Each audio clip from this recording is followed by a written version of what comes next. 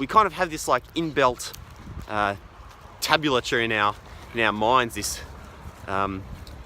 balance sheet where we need to feel like we need to repay that, reimburse it. And that's a tactic that people can use to try and influence us, either for good or for evil.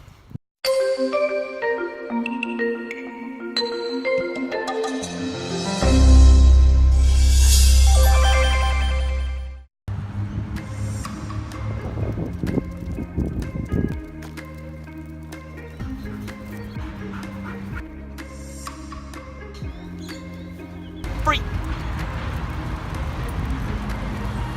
Good morning world, morning walk, episode 35. A different one today, kind of grey. Most importantly, I've got two dogs today.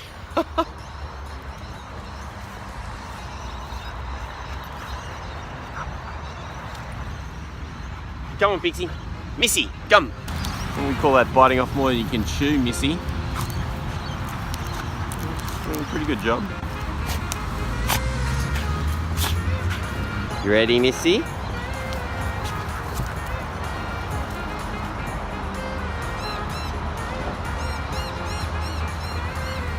Whoa!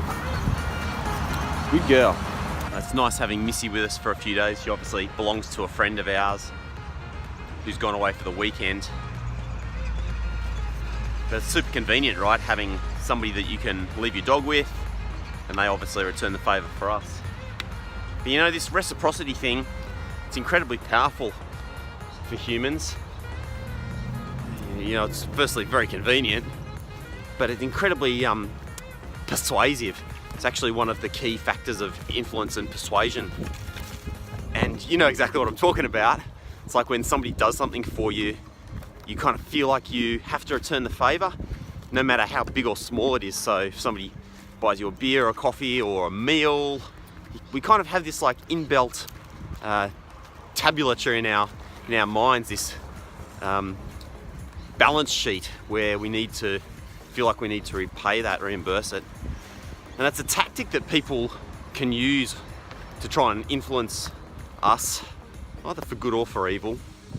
I remember I was at the shopping mall not that long ago, and this mortgage broking company had set up a stand where they were giving out free coffees to people, and they were doing some profiling, some avatar profiling. They're looking for their ideal customer. They're basically looking for like stressed out parents with kids.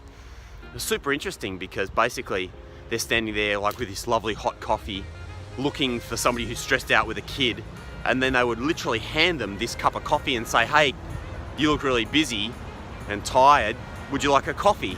And of course, the moment that person accepts the coffee, they then, the salesperson then says, hey, can I just take a couple of minutes of your time to ask you a couple of questions?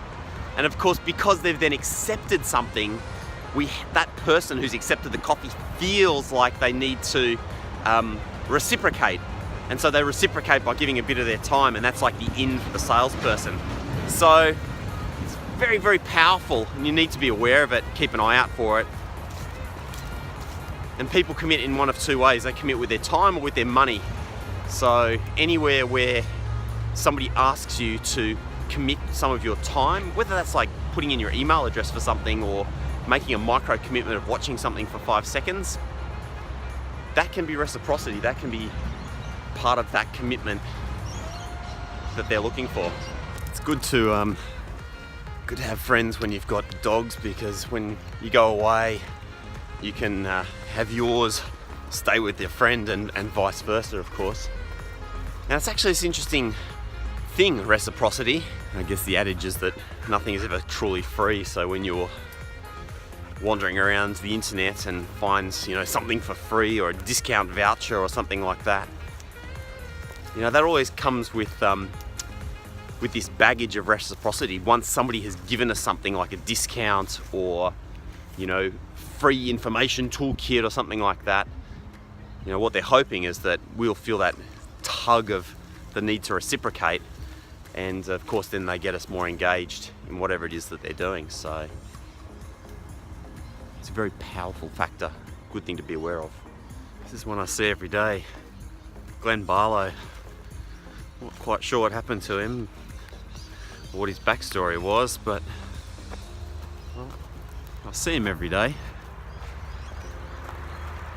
Should probably try and find out.